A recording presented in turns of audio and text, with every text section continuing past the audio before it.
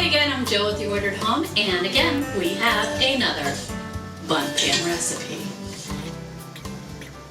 If you did not catch the other videos, we have some Bundt pan recipes. I will link them right here. They are great to check out, so you can get multiple uses from your Bundt pan.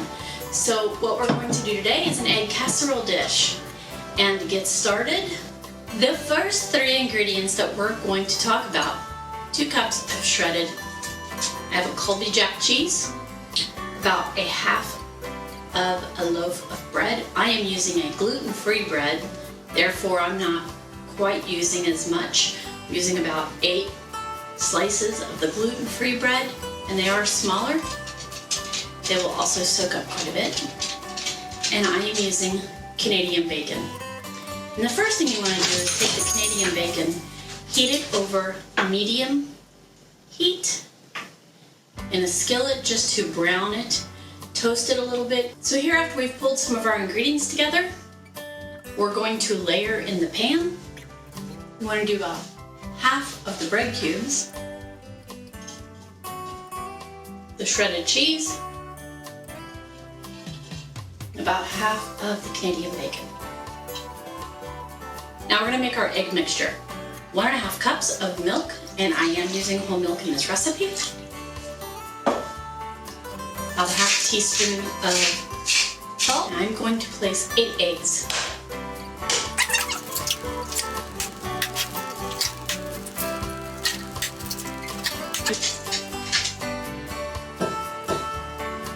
Pour evenly over the other ingredients. And take the whisk, press the dry ingredients in the egg mixture. Place this in a preheated oven at 350 degrees. This baked for 40 minutes, sat up to cool for about 10, just to sit.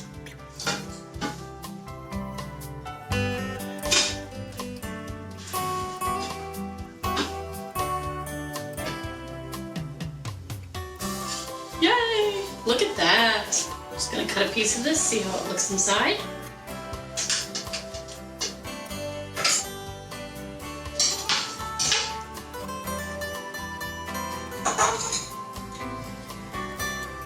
Going to garnish with some tomato, green onions, and a little bit of sour cream. And until next time, and another Bundt pan recipe. Make it a great day. I hope you find order, peace, and love. Another Bundt pan. Johnny, help me out here. Bundt pan, Bundt pan.